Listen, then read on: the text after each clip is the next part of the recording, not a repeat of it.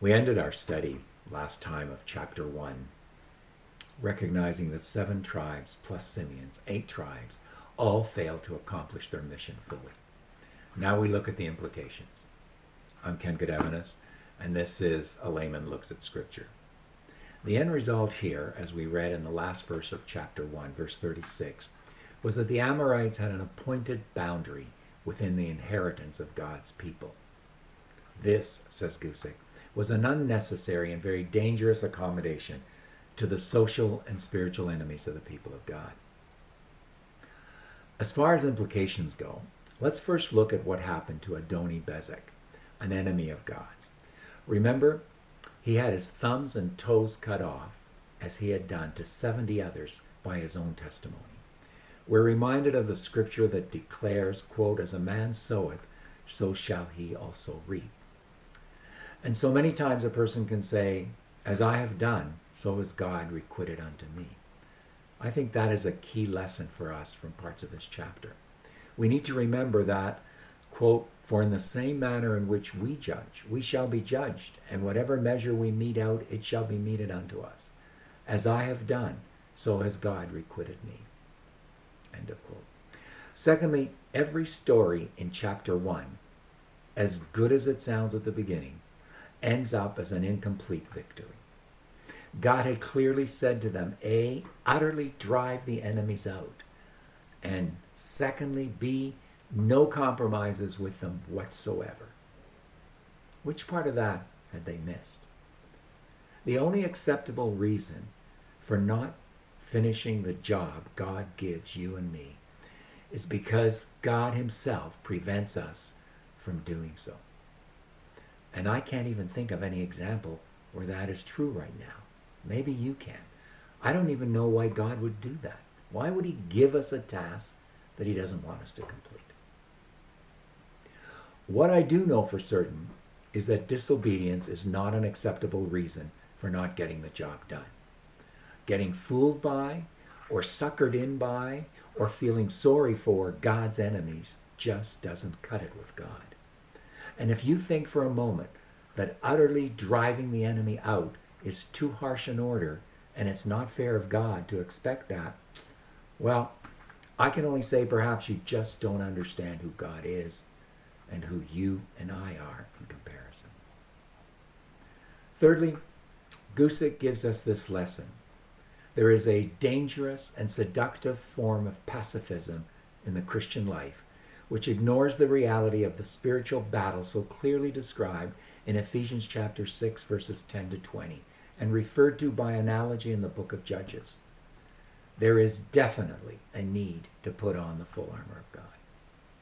The pacifist attitude will happily make a peace with the devil that basically says, "I will not harm your interests if you leave me mostly alone." This attitude of spiritual surrender is unacceptable for the Christian. I believe this has been what has been going on in the West, and particularly in the Western church for the last century. And it is now too hard for us to stem the tide. We feel resigned because we feel defeated already. Perhaps Leon Trotsky, the infamous communist leader, said at least one correct thing. Quote, "You may not be interested in war, but war is interested in you." End of quote. To take an attitude of spiritual surrender is to willingly lose that war. We need to just stop that. We have not lost the war because God does not lose wars. Finally, again from Gusick, we're reminded that at this period of time, the tribes of Israel at their best experienced incomplete victory. At their worst, they simply surrendered to and accommodated the enemy. This makes us value the complete and glorious victory of Jesus Christ on our behalf all the more. There was nothing left incomplete in the victory he won for us on the cross and through the resurrection. And that is with whom and how we too win the war against not our bodies, but our souls for eternity. Matthew Henry summarizes this chapter up as follows. Upon the whole matter, it appears that the people of Israel were generally very careless both of their duty and interest in this thing.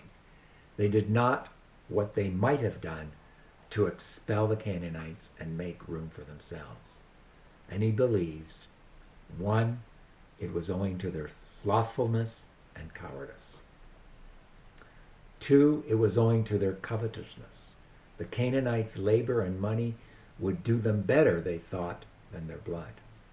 3, they had not dread and destination of idolatry in their minds, which they ought to have had. They thought it a pity to put those Canaanites to the sword. 4, the same thing that kept their fathers 40 years out of Canaan kept them now out of the full possession of that land, and that was unbelief. 5, distrust of the power and promise of God lost them their advantages and ran them into 1,000 mischiefs. As I get older, I sometimes feel tired, and if you're there, I know exactly how you feel. But we need to be careful that that never should stop us from being energetic in carrying out God's work that he has assigned to us until we stop breathing here on earth. We should not act cowardly or feel we're too small to accomplish what he has given us to do. God is the ultimate recruiter. He makes no hiring errors or mistakes of any kind, for that matter. More likely still is that we, like the Israelites, would be seduced and entrapped by the material gains to be had by allowing Canaanites and their foreign gods in our lives. May that not be the case with us. As we'll see next time, there was a judgment coming for Israel. There is a judgment coming for us. Thanks for watching and hanging in there. I encourage you to subscribe so you don't miss a single episode. Comment on what we've been saying and what we've been sharing. Share these videos with others and keep on studying. Till next time.